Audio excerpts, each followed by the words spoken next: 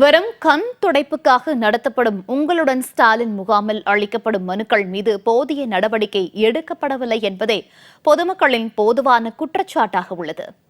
அரசு பணத்தில் திமுக அரசு நடத்தும் உங்களுடன் ஸ்டாலின் நிகழ்ச்சியால் மக்கள் வரிப்பணம் வீணடிக்கப்படுவதாக கூறும் பெரம்பலூர் மாவட்ட மக்களின் குமுறல் குறித்து விவரிக்கிறது இந்த செய்தி தொகுப்பு.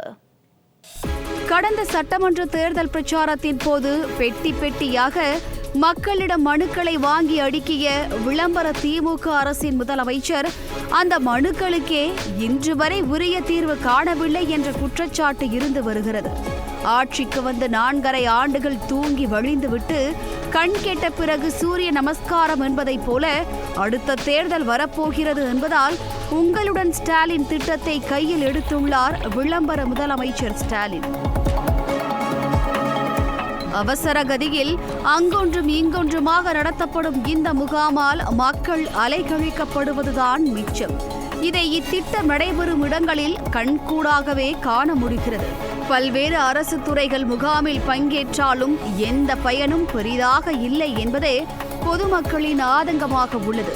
உங்களுடன் ஸ்டாலின் திட்டத்தின் ஒரு கட்டமாக பெரம்பலூர் மாவட்டத்தில் பெரம்பலூர் நகர பகுதி, பெரம்பலூர் ஒன்றிய பகுதி, குன்னம் தாலுகாவுக்கு உட்பட்ட பல்வேறு இடங்களில் உங்களுடன் ஸ்டாலின் திட்ட நிகழ்ச்சி நடைபெற்றது. இதில் லப்பை குடிகாடு பேரூராட்சியில் 3ஆம் கட்டமாக நடைபெற்றது. ஏற்கனவே லப்பை குடிகாடு பேரூராட்சியில் வசிக்கும் பொதுமக்கள் தங்கள் பகுதியில் பாதாள சாக்கடை அமைப்பதற்காக சாலைகளை சேதப்படுத்தியுள்ளதால் குண்டும் குழியுமாக உள்ள சாலைகளை சீரமைக்க வேண்டும், சாலையில் ஆபத்தான நிலையில் உள்ள மின் கம்பங்களை மாற்ற வேண்டும், பெண்கள் மேல்நிலைப் பள்ளியில் போதிய அடிப்படை வசதிகள் செய்து தர வேண்டும் என்று பேரூராட்சி நிர்வாகத்திடம் மனு கொடுத்துள்ளனர்.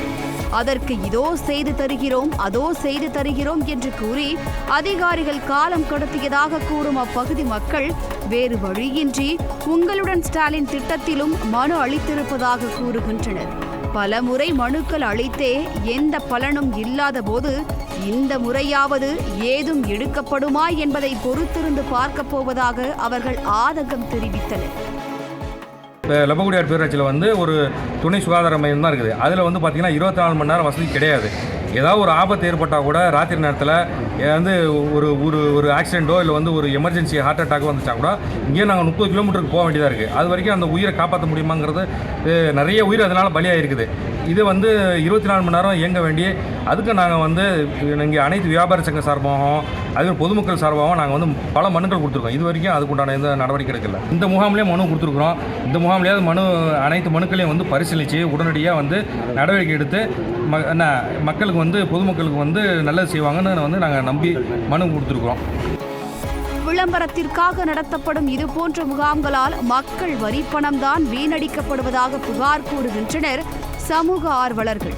மக்கள் வரிப்பணம் வீணாவதோடு கால விரயம், அலைக்கழிப்பு ஏற்படுவதாக கூறும் அவர்கள் 4.5 ஆண்டுகளாக செய்ய முடியாததை 45 நாட்களில் விளம்பர திமுக அரசு எப்படி செய்யும் என்றும் கேள்வி எழுப்புகின்றனர். முகாமில் சரியான தகவல் அளிக்கப்படுவதில்லை என்றும் மனுக்கள் ஏற்கப்படுகிறதே தவிர கோரிக்கை நிறைவேறுமா என்பதற்கு எந்த உத்தரவாதமும் இல்லை என்பதும் சமூக ஆர்வலர்களின் குற்றச்சாட்டாக உள்ளது. முகாம் நடத்துறது அரசுடைய நோக்கம் மக்களுக்கு போய் சேரும்னு நினைச்சாலும் இங்கே இருக்கக்கூடிய அதிகாரிகள் அந்த முகாம் ஒன்றும் உருப்படியாக இல்லை. எல்லாருடைய நேரத்தையும் வீணடிக்கப்பட்டு மனுவை கொடுத்து நிறைவேற்றுவாங்கங்கிற காத்துக்கிட்டு இருக்கிறோம். ஆனால் பதில் கடைசியாக கோரிக்கை ஏற்பு எத்தனை, நிராகரிக்கப்பட்டது எத்தனை, தள்ளுபடி செய்யப்பட்டது எத்தனை, எல்லாமே ஏற்பு தான், காத்திருப்பு தான். அது நிறைவேற்றப்படுமா? ஏற்புங்கிறது ஓகே, மனுக்களுடைய கோரிக்கை நிறைவேற்றம் செய்யப்படுதாங்கிறது தான் இங்கே கேள்வி. ஒட்டுமொத்தத்தில் 4.5 ஆண்டுகளாக விளம்பர ஆட்சி நடத்திவிட்டு தேர்தல் நெருங்கும் சமயத்தில் கண் துடைப்புக்காக நடத்தப்படும் நாடகமே உங்களுடன் ஸ்டாலின் திட்டம் என்பதே பொதுமக்களின் கருத்தாக உள்ளது.